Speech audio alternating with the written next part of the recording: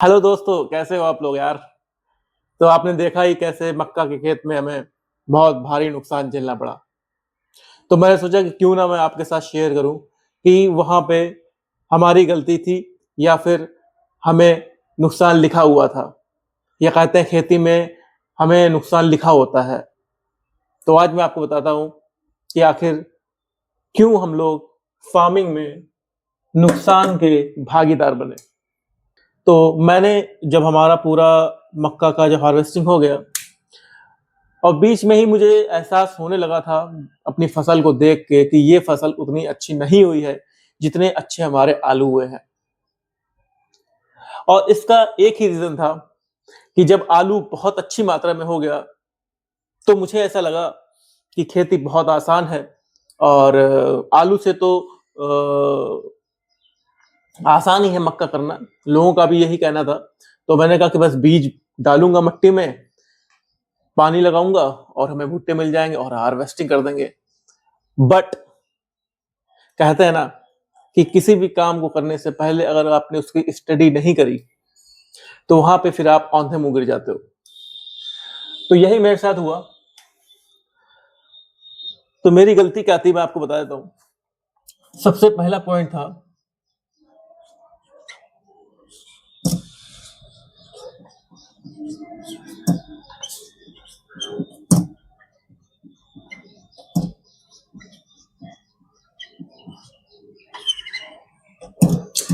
बीज लेने में लापरवाही।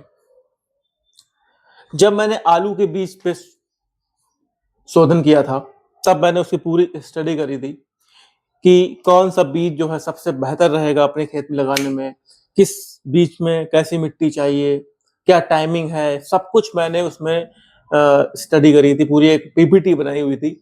और जब ये मक्का के बीज की बात आई तो मैंने क्या रुख अपनाया, वही ट्रेडिशनल रुख अपना लिया। जैसे लोग पड़ोसी के खेत से पूछ लेते हैं कि आपने अपने खेत में क्या उगाया है, कौन सा बीज डाला है, वही बीज मैं ले लेता हूं और मैं भी उसे उगा लेता हूं। तो this is a lowest way to start your farming कि आप जो है किसी से भी पूछ लोगे कि क्या करना है, मैं अपने खेत में क्या करूं। आपको अपने खेत अपने पानी के हिसाब से चीजें करनी होती हैं। और फिर अगर आप पड़ोसी की नकल कर ही रहे हो तो फिर आप उसकी हूबहू नकल करोगे। ऐसा नहीं है कि उसने आज बोया आप 50 दिन बाद उसको बो रहे हैं। ठीक है। तो मैंने क्या किया, मैंने पड़ोसी से पूछा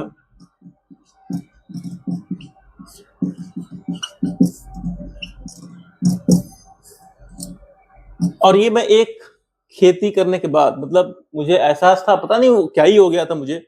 लोगों ने बोला कि 92-48 बहुत अच्छी होती है। मैंने मान लिया। ये वैरायटी है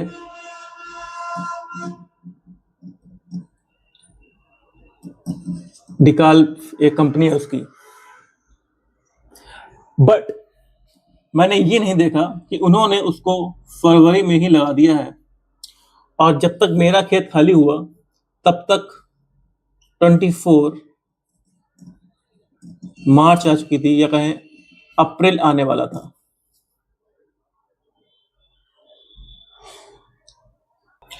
अब मैंने अगर स्टडी करी होती, अगर मैंने मक्का की खेती के बारे में कुछ पढ़ा होता, कुछ गहराई से समझा होता, तो मेरे लिए इस चीज की इंपॉर्टेंस बहुत ज्यादा रहती कि फरवरी का जो बीज है उसे आप अप्रैल या लास्ट वीक ऑफ मार्च में नहीं लगा सकते हो। मुझे पता था, लोगों ने मुझे बताया कि 92-48 जो है पहली है, लेकिन क्या है ना कि जब आपको अंदर से कॉन्फिडेंस नहीं होता है, जब आप बोलते कि अरे ठीक है, जब आप अंदर से आप उस बात को जब वैल्यू नहीं कर पाते हो कि हाँ ये चीज कितनी इंपॉर्टेंट है, कि जो चीज फरवरी में के लिए वैज्ञानिकों ने बनाई है, उनके रिसर्चर्स ने बनाई है, उसको आप मार्च के एंड अप्रैल में लगाएंगे तो आपको कैसी यील्ड मिलेगी। ये नंबर एक लापरवाही मैंने यहाँ पे करी।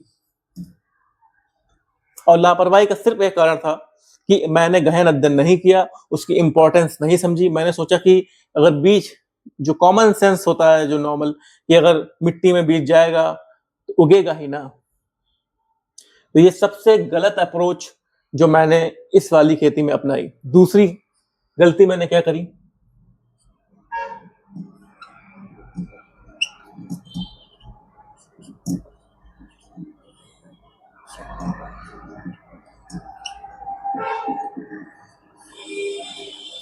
टाइमिंग को लेकर मनमानी। देखिए, खेती जो है वो प्रकृति के थ्रू होती है, प्रकृति ही हमें देती है। इन जनरल भी जब भी आप कभी प्रकृति के साथ छेड़छाड़ करते हैं, उससे मास्टर करना चाहते हैं, तो आपको बैकस्लैश जरूर मिलता है। सेम वही खेती में है कि खेती जो है प्रकृति के अनुरूप चलती है, तो आपको प्रकृति के साथ साथ उसके मौसम के अनुसार, उसकी टेम्परेचर के अनुसार आपको कदम से कदम मिला के चलना होता है। बट यहां मैंने क्या किया, मैंने अप्रैल में लगाई, ठीक है। अब अप्रैल में टेम्परेचर हो जाता है बहुत हाई, इस बार तो बहुत ज्यादा हाई गया। उस टेम्परेचर हाई के हिसाब से मुझे हर 3 दिन 2 दिन में पानी लगाना था, लेकिन मैंने लोगों के हिसाब से 5 दिन में, पहले 7 दिन में, फिर 5 दिन में, फिर 2 दिन में, इस टाइप से आया धीरे धीरे, क्योंकि मैंने पढ़ाई नहीं करी थी ना। तो वो तो मैं, जब मेरी फसल लगी हुई है, आप देखिए प्रिपरेशन कितनी जरूरी होती है किसी भी चीज की। मेरी खेत में फसल लगी हुई है और मैं यहाँ पे साथ के साथ स्टडी कर रहा हूं। तो फिर वही हुआ कि पहले 7, फिर और समझा तो 5, फिर और समझा तो 3। यहाँ पे मेरे जो पौधे थे उन्हें स्ट्रेस मिलता था, टेंशन होती थी कि मेरा मालिक है वो समय पे पानी क्यों नहीं दे रहा है, मेरा टेम्परेचर इतना जा रहा है। ये गलती करी। तीसरी एक और गलती, खेत की प्रिपरेशन सही से न करना। अब ये क्या हुआ,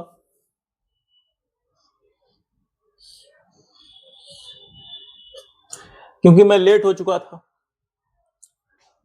था मैं खेती में, तो मैं फटाफट काम करता जा रहा था। इस बीच मैंने ये नहीं देखा कि लेबर ने मेरे खेत में पानी की जो व्यवस्था है वो कितनी अच्छी या बुरी करी है। मैंने उनसे कहा कि आप यहाँ पे नालियां बना दीजिए, स्लोप बना दीजिए, जिससे कि पानी ठहरे भी ना और एकदम बहे भी ना। उन्होंने बना दिया, मैंने मशीन से बीज डलवा दिया। अब ये कब पता चला कि वो गड़बड़ हो गया सब काम, जब मैंने अपने खेत में पानी छोड़ा तो कम से कम 0.75 एकड़ से लेके 1 एकड़ का हिस्सा जो था, वहां पानी बिल्कुल ही नहीं रुक रहा था। पानी यहां से आया, यहां से निकल गया, यहां से आया, यहां निकल गया। मतलब कि इतना भी उसे टाइम नहीं मिला कि वो ऑब्जर्व कर पाए उस चीज को। तो वो पार्ट जो है हमारा सूख ही गया था, जैसा कि मैंने आपको वीडियोज में दिखाया। तो ये जो सबसे खास 3 गलतियां आपको कभी भी खेत पे नहीं करनी है। नंबर 1, बीज चुनने बिल्कुल भी लापरवाही नहीं करनी है, चाहे कुछ भी हो जाए। नंबर 2, टाइमिंग आपको प्रकृति के साथ लेकर ही चलनी है। और तीसरी है कि खेत की जो प्रिपरेशन है वो आपको बहुत अच्छे से करनी है। खेत में बीज बोने से सबसे इंपॉर्टेंट है आपका खेत का डिजाइन।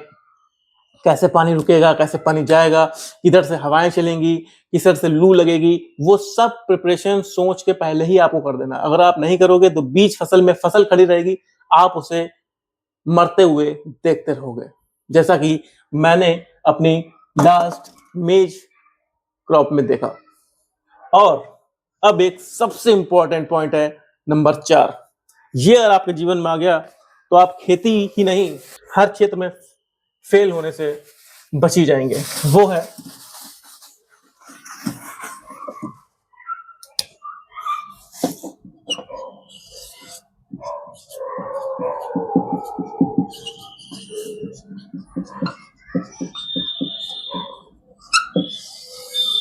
Decision making.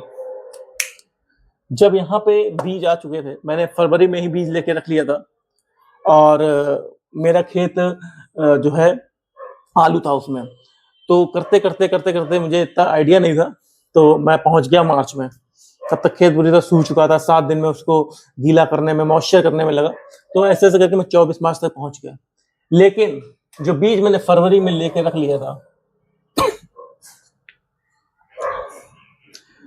वो मैंने डिसीजन जब मुझे पता चल गया कि ये अप्रैल में नहीं लगेगा, तो मैंने वहाँ पे इतनी लापरवाही करी कि अरे ठीक है, उग ही जाएगा। वहाँ पे मुझे डिसीजन बहुत ही स्ट्रॉन्ग रखना था कि नहीं, मेरे मन में डाउट भी था, ऐसा नहीं कि मैं एकदम ही वो था कि नहीं अब तो उग ही जाएगा। मैं डाउट में था कि ऐसा हो सकता है क्योंकि सब लोग बोल रहे हैं, मैंने चैट जीपीटी और सब आर्टिकल्स में भी देखा। फिर भी मैंने उसको नज़रअंदाज किया, मैंने कहा ठीक है, हो जाएगा, देखते हैं क्या होता है। तो देखते हैं क्या होता है वाली अप्रोच सबसे गलत हो गई। आपको उसी टाइम स्ट्रॉन्ग डिसीजन होना चाहिए कि नहीं, मुझे इस वही बीज चाहिए जो बीज मुझे सबसे ज़्यादा यील्ड दे। फिर उस टाइम आपको कोई भी नुकसान झेलना पड़े, अगर आपको बीज वापिस नहीं होता है, आप अलग से उसमें रुपए डालिए, लेकिन आप डिसीजन मेकिंग बनाइए, चाहे वो आप पानी देने टाइम हो, चाहे जब खेत की प्रिपरेशन कर रहे हो, लेबर गड़बड़ कर रहे हो, लेबर से आप सही काम करवाइए। तो ये सब आपकी जो डिसीजन मेकिंग है, अगर ये पावर स्ट्रांग हो जाती है, तो आपके 90% चांस हैं कि आपको खेती में नुकसान नहीं होगा। और इन सब पॉइंट्स के थ्रू अगर आप चलते हैं तो आपको नुकसान। और सबसे एक छोटा-सा एडिशनल पॉइंट मैं देता हूँ कि जो आपका लेबर कॉस्ट है, उसको हमेशा कंट्रोल में रख के चलिए। अगर उसको आप कंट्रोल में नहीं रखेंगे, तो यहाँ पे भी आपका कुछ प्रॉफिट कम हो सकता है। तो जैसा कि मैं आपको बताऊं कि मेरा कितना लॉस हुआ है।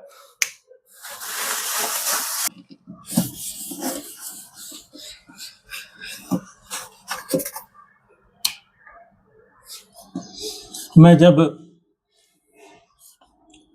अपनी मक्का लेके गया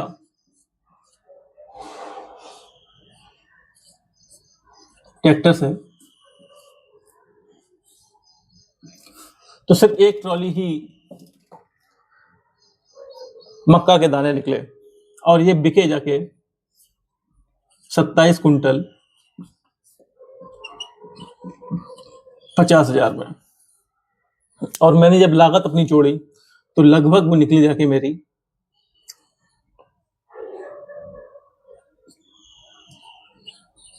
75,000 समथिंग। तो लगभग 25,000 का मुझे जो है लॉस हो गया इसमें। अगर यही मैंने यहाँ पे लापरवाही नहीं करी होती, खेत की प्रिपरेशन में लापरवाही नहीं करी होती, तो यही मेरी जो है 100 क्विंटल होती और लगभग ये मेरी 2 लाख रुपए बनते। और अगर उससे हम लोग अगर 75,000 घटा दें तो 1,25,000 का मुझे शुद्ध मुनाफा हो जाता, और जो कि बहुत ही अच्छी रकम है 3 महीने में। लेकिन खुद की लापरवाही, खुद की मनमानी और खुद का इग्नोरेंस ने मुझे ये दिया।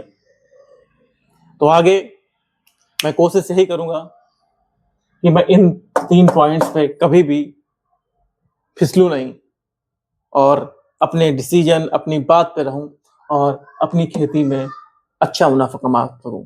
आप भी अगर खेती स्टार्ट कर रहे हो तो आप ये सब बातें ध्यान रखोगे तो आपको बहुत ही कम चांसेस है कि आपको खेती में नुकसान हो। तो खेती जो है बिल्कुल कैलकुलेशन और मैथमेटिक्स है, जहां आपको एक एक चीज को बारीकी से कैलकुलेटिव वे से करना है। अगर आप ऐसे करेंगे तो आपको बहुत ही कम नुकसान या कहें हमेशा प्रॉफिट में रहेंगे। जय हिंद, जय भारत।